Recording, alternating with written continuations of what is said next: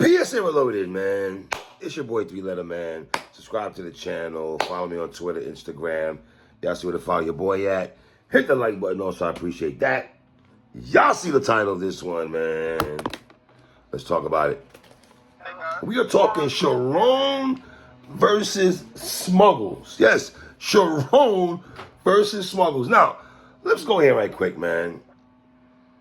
First of all, shout out to Fliptop. First off, and if you're a battle rap fan, you know, right? You do know about Fliptop. We do know about the viewership and the traffic that does go through their channels, right? It's funny, this morning, me, Averb, Quest McCody, pardon myself, the guy's cutting lawn outside, pardon me, you hear the noise outside. The guy, we're talking about Charron and Smugglaz this morning in the spaces, and we're talking about how fascinated that we are that Charron and Smugglaz got 1 million views in one day. I mean, Lord have mercy.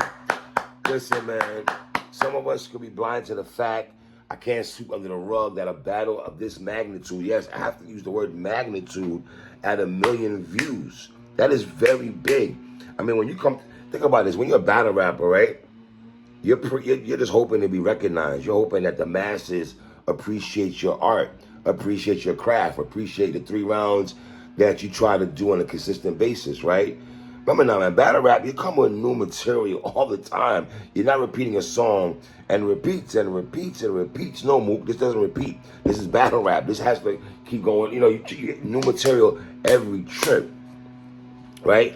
And obviously we know about Disaster, Oxymeron, how many views that happens. So we know sometimes the American battlers will go overseas and other places and capture that crowd and everything like that. And listen, I'm pretty sure when Charron got the call for Smugglaz and he looked at the brother's resume, and even though he has not been battling for 6 years, I believe he said during one of his rounds, he spoke about that he still gets views. Look what they do for views, and look what they do for views, Rosenberg Raw.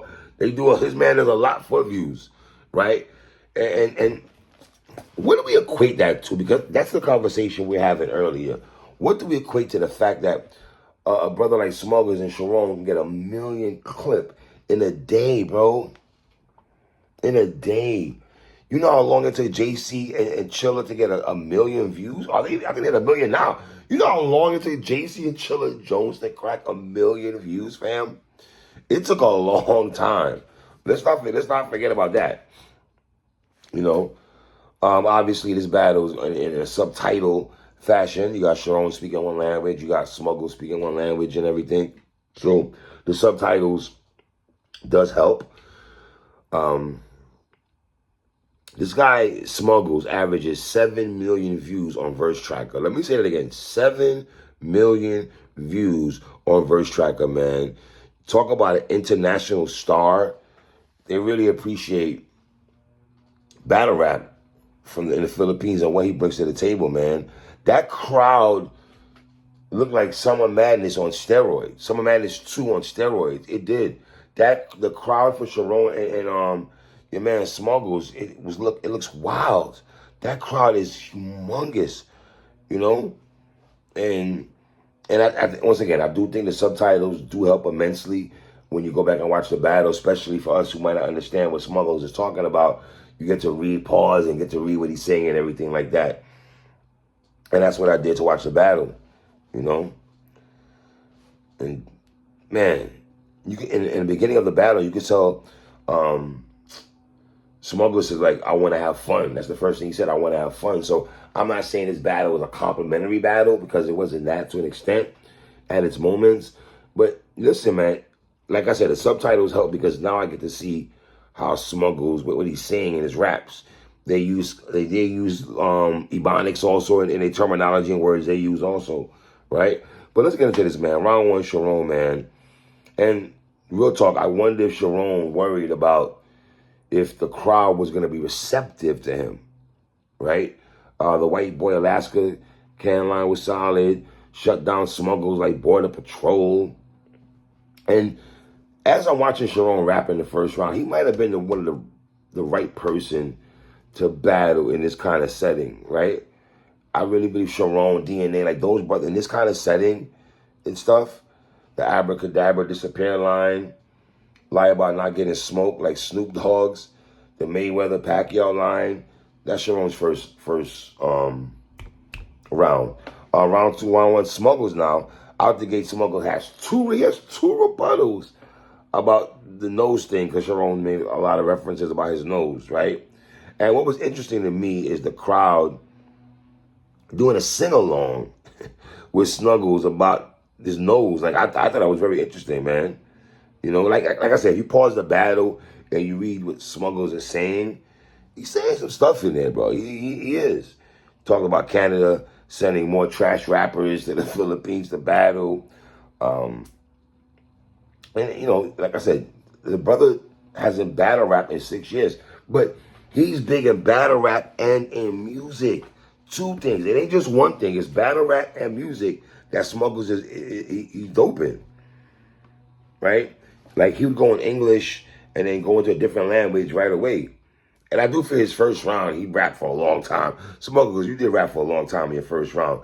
But the wordplay that he has, he broke down how Charron got his name, talked about Charron looking for views, spoke about, you know, the red and the blues, red, blue, all that, you know. He went into fast flow with the wordplay and stuff like that. I mean, so, listen, man, it's kind of hard to pick up the first round. I thought, if I'm listening to Charron, this might have been Charron's lightest round, in my opinion. So if you want to say Smugglaz got the first, go ahead. I thought Charron's first round was his lightest round out of his rounds.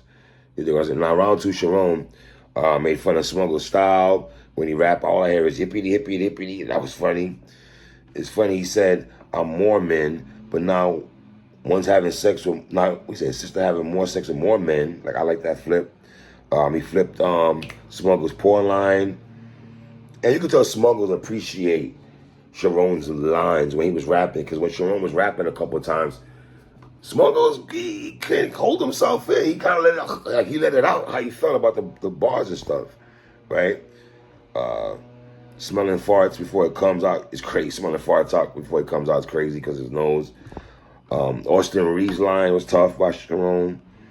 How was your album called Walking Distance when you ran from the scene? Because, you know, you ran away from battle rap for a little bit, like whatever.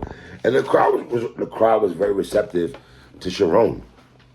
So Charron's second round. Now, Smugglaz second round talked about his hiatus and how much money he made in the last 6 years that he hasn't battled. He had a pause-worthy line. Talked about Charron on Viagra. Smugglaz actually brought out a baby giant. That was kind of wild. I don't think I've seen Smugglaz grab water one time when he was rapping. I don't think did he grab water one time when he was rapping or some Sue Surfish? You feel me? Spoke about Charron and K Shine. Obviously, he's in tune to the culture. Speaking about that, said Charron looks like a member of the boy bands. He said in the fields of art, sports, entertainment, we're one of the races that penetrate everything. I did like that line from him. And I say, you're going to ask me how I know that. You have to read the line. It's in subtitles. I'm going to put it in subtitles or something? Yeah, you got to put it in subtitles. They put it in subtitles or something.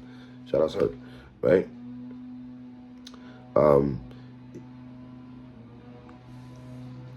His second round was all right, man. Spoke about Charron's complexion and stuff like that. I got Charron taking round 2, bro.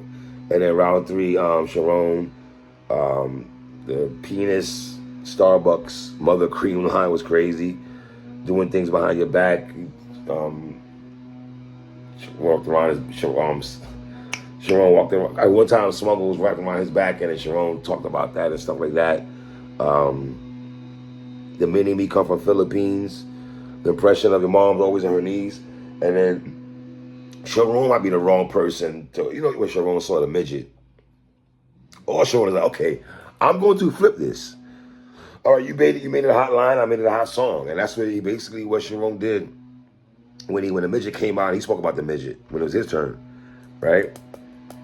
Round 3, Smugglaz now talked about him being from the ghetto or the Philippines. Spoke about Charron's views. We both got battles, music, showbiz, and stuff like that.